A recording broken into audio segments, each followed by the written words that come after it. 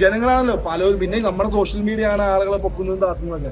Big boss അടിപൊളിയാണ്, നല്ല സീസണാണ്, കാര്യം അടിപൊളി. എല്ലാവരും ഡിഫറെന്റ് ക്യാരക്ടേഴ്സ് ആണല്ലോ, അടിപൊളിയാണ് ബിഗ് ബോസ്.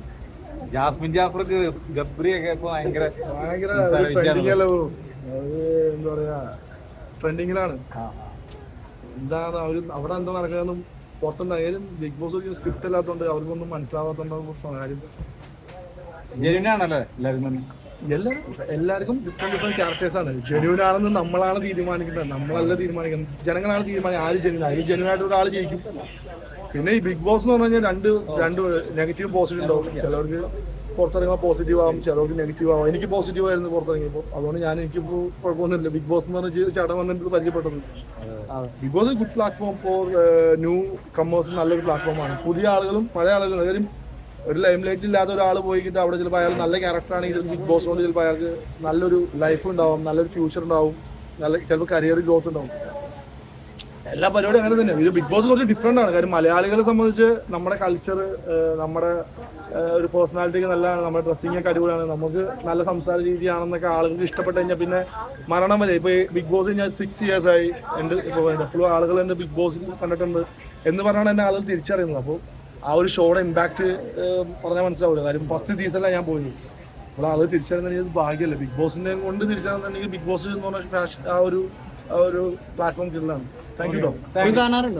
ഞാൻ സീസൺ കാണാറുള്ളൂ, ഹോട്ട്സ്റ്റാറിൽ കാണുന്നത്, TV-യിൽ ഇരുന്ന് കാണാൻ പറ്റാറില്ല. കാര്യം ആ സമയത്ത് എനിക്ക് വീട്ടിലുണ്ടാവും, ഞാൻ ചിലപ്പോൾ ജിമ്മിൽ പോകും, അല്ലെങ്കിൽ എന്തെങ്കിലും പുറത്തെന്തെങ്കിലും. നമ്മൾ ആമ്പിള്ളേരെ അറിയാലോ, നമ്മൾ ഒരു 8 മണി to 10 മണി നമ്മളെല്ലാവരും പുറത്തായിരിക്കും. ചിലവരൊക്കെ ആയിരിക്കും വീട്ടിലുണ്ടാവുള്ളൂ. ഞാൻ അങ്ങനെ വീട്ടിലിരിക്കാറില്ല, പുറത്തായിരിക്കും. അപ്പോൾ വീട്ടിൽ ഞാൻ റീച്ച് ചെയ്ത് കഴിയുമ്പോൾ ഹോട്ട്സ്റ്റാറിൽ നിന്നിട്ട് എപ്പിസോഡിൽ കാണും, ലൈവിൽ നിന്ന് കാണാറുണ്ട് ഇടയ്ക്കൊക്കെ. കാര്യം നമ്മളെന്താ പറയുക, നമ്മളറിയുന്ന ഒരാളുകളുടെ സംസാരവും അവരുടെ ഭക്ഷണം കഴിക്കുന്നതൊക്കെ നമ്മൾ TV-യിൽ നിന്ന് കാണല്ലോ. നല്ല രസമുള്ള പരിപാടിയാണ്, അത് എൻജോയ് ചെയ്യുന്ന ആളുകൾക്ക്. അല്ലെ ഈ ബിഗ് ബോസ് ഇഷ്ടമില്ലാത്ത ഒരുപാട് ആൾക്കാരുണ്ട്, അവർക്കത് കാണാൻ ശ്രമിക്കുന്നില്ല എന്നുള്ളൊരു കാര്യം. അത് കണ്ട് ഇരുന്ന് കഴിഞ്ഞാൽ അത് അഡിക്റ്റ് ആയി പോകുന്ന ഒരു റിയാലിറ്റി ഷോ ആണ് ബിഗ് ബോസ്. കാണുന്നവർക്ക് മനസ്സിലാക്കാൻ പറ്റും. ബ്രോ, എനിക്ക് എല്ലാവരും എനിക്ക് മറ്റേ പുറത്ത് റോക്കിനെ ഇഷ്ടമായിരുന്നു, സിജോനെ ഇഷ്ടമായിരുന്നു, ജിൻഡോ ചേട്ടനെ ഇഷ്ടമാണ്. ജിൻഡോ എനിക്ക് പേഴ്സണൽ അറിയുന്ന വ്യക്തിയാണ്.